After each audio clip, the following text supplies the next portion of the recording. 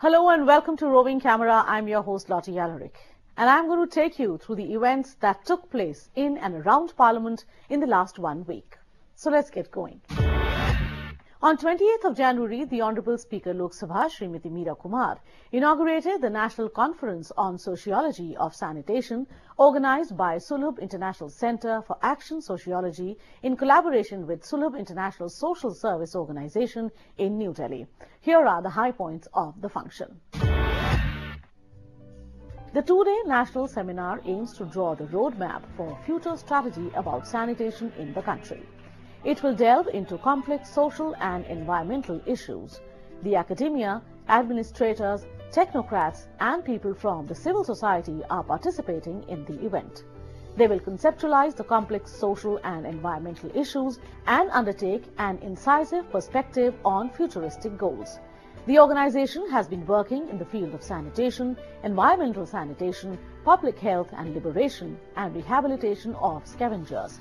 It is also pioneering work for the empowerment and upliftment of the most downtrodden section of the society. तो जहाँ जाते हैं गंदगी देखने को मिलती है। अब आज तो गंदगी पर ही चर्चा हो रही है, स्वच्छता पर वैसे हो रही है, लेकिन स्वच्छता कम है, गंदगी ज्यादा है, इसलिए मैंने उस ओर ज्यादा बोलना उचित समझा। गंदगी एक और जगह भी है, हमारी सोच में भी है गंदगी, हमारे दिमाग में भी है गंदगी। और कितना भी बाहर में हम सफाई करते, जब तक अंदर की ये गंदगी बाहर नहीं साफ होगी, तब तक आप स्वच्छता की बात कैसे कर लेंगे। हम अभी अपने चुनाव क्षेत्र में गए थे, वो एक मीटिंग लेने, सतर्कता निगरानी समिति की मीटिंग, उसमें कहा संपूर्ण स्वच्छता अभियान। हमने कहा संपूर्ण स्वच्छता अभियान, बाहर कितनी भी सफाई कर लो पूरा नहीं होगा जब तक दिमाग की सफाई नहीं करोगे। और मैं ऐसा सोचती हूं कि हम जो सफाई की ओर इतना ज्यादा समर्पित हैं, इस हद तक समर्पित हैं कि अगर किसी की परछाई भी पड़ जाए तो जाकर नहाने का प्रावधान हमने बना रखा है। इस हद तक समर्पित है कि समाज के किसी वर्ग को हम लोग छूना भी ठीक नहीं समझते हैं। इतनी ज्यादा हम सफाई के प्रति समर्पित हैं, और हमारे यहाँ इतनी गंदगी क्यों हो जाती? ये गंदगी इसलिए है क्योंकि हमने अपने यहाँ जाति व्यवस्था बनाई और उस जाति व्यवस्था में एक विशेष जाति को सफाई करने की जिम्मेदारी दे दी, और हम सब उस सफाई करने की जिम्मेदारी से बरी हो गए। हमारा काम हो गया गंदगी फैलाना, ये सोच करके कि एक जाति को हमने तो ये जिम्मेदारी दी हुई है, हम गंदगी फैलाते जाएं, वो गंदगी साफ करते जाएं। हमने इसके बारे में सोचा कि हमारे देश में गुलाम प्रथा क्यों नहीं विकसित हुई। बहुत जगह हमने देखा है गुलाम प्रथा है, बहुत जगह उधर अमेरिका में देखिए तो गुलाम प्रथा चली आई, बहुत दिनों तक चली आई। सब जगह जहां जाइए गुलाम प्रथा है, दास प्रथा है। हमारे यहाँ क्यों नहीं हुई दास प्रथा? हमारे यहाँ दास प्रथा इसलिए नहीं हुई कि गुलाम को तो फिर भी आजाद हो जाने का मौका मिल जाता है, मगर हमने ऐसी व्यवस्था बनाई जिसमें इतनी जबरदस्त जकड़न है कि आजादी मिल ही नहीं सकती। ऐसा कौन सा कुकर्म किया है हमने? ऐसा कौन सा हादसा हो गया? इतिहास के किस चौराहे पर कौन सी दुर्घटना घट गई कि देश तो अमीर है, ईश्वर ने उसे सब नियामत दी है, खदानों में खनिज भरे हैं, शस्य श्यामला उर्वरा भूमि दी है, हिमालय सा मुकुट दिया है, पैर पखारने को हिंद महासागर दिया है। कहीं कंजूसी तो नहीं की देने वाले ने? क्या कर दिया हम लोगों ने? समाज को बांट दिया, टुकड़े टुकड़े उसके कर दिए। और ये तो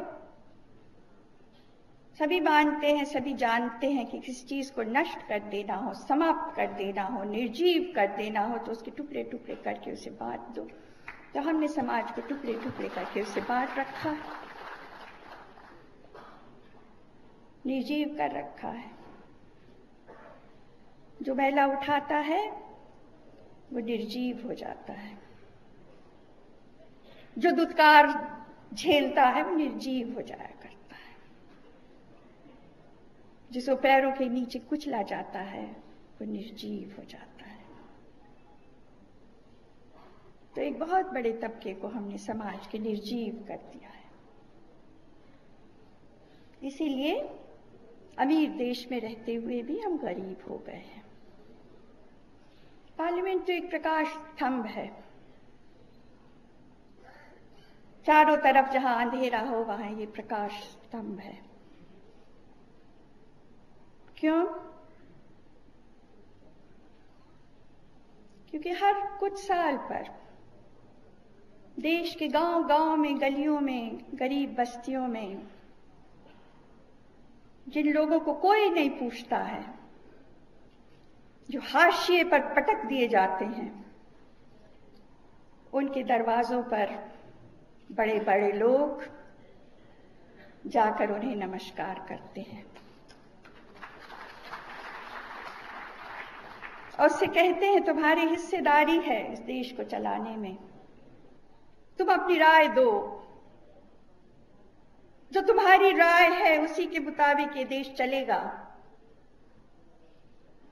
जो किसी गिनती में नहीं है,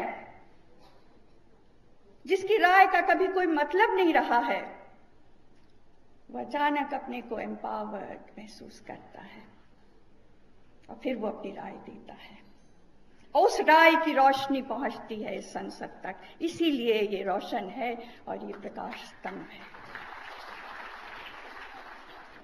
हर एक राज्य सरकार और केंद्र सरकार सुप्रीम कोर्ट में जाते हैं और कहते हैं कि हमने मैला ढोने की प्रथा को बंद कर दिया है, पर हकीकत और कुछ चीज है। और जब 2011 की जनगणना निकली, वो जनगणना ने साबित कर लिया कि हमारे देश के ग्रामीण इलाकों में, शहरी इलाकों में, जैसा कि मैंने कहा, कुल 26 लाख शुष्क शौचालय हैं। इन शुष्क शौचालयों को सुलभ जैसे शौचालयों में बदलना हमारे सामने सबसे बड़ी चुनौती है। और ये कानून में प्रावधान किया गया है कि 1 साल के अंदर सभी शुष्क शौचालय बंद किए जाएंगे। हमारे देश के ग्रामीण इलाकों में खास तौर से हर एक गरीब परिवार की एक महिला को महिला स्वयं सहायता समूह या महिला बचत समूह को सदस्य बनाने का मकसद रखा गया है और इन महिला स्वयं सहायता समूह को बैंकों से जोड़ने का भी प्रावधान किया गया है। India is considered as a growing economic power of the world. On one hand, in many fields, its progress in recent years have been remarkable, comparable to any developed nations. While on the other hand, it is estimated that well over 600 million Indians continue to lack access to even the most basic sanitation facilities, forcing them to defecate in the open. There is a considerable gap between access and use of toilet in rural areas. This could be due to various reasons like lack of proper privacy providing superstructure, lack of proper design, lack of maintenance or lack of required awareness to use toilets. Society ऐसा है जो physical presence होता है, jail होता है, उसमें कोई व्यक्ति छूट सकता है हीनस क्राइम न किया हो तो, लेकिन इस समाज ने जो जेल बनाया, सोशल जेल, इसमें है once you are born untouchable, you will die as untouchable. There is no chance of escape. ये जो बहुत बड़ा समाज हमारा है, जो इतना ऐसा जेल बनाया हुआ है, इसको आप समाजशास्त्रियों को तोड़ना है, आगे बढ़ना है। उसके आगे बात ये आई कि एक बच्चा जो है लाल कपड़ा पहने हुए था और बुल, शार्क जो कहते हैं हम लोग बिहार में, बुल ने अटैक कर दिया। सारे लोग दौड़े बचाने के लिए उसको। किसी ने कह दिया कि वो लड़का तो स्कैवेंजर्स कॉलोनी का है, और सबने छोड़ दिया। हम लोग ले गए उसे अस्पताल में, वो दम तोड़ दिया। वहीं पर जाकर हमने पिताजी को भूल गए, ससुर जी को भूल गए, ब्राह्मण को कम्युनिटी को भूल गए, और हमने गांधी की कसम खाई कि मैं इस गांधी के सपना को पूरा करके रहूंगा, और यात्रा शुरू हुई।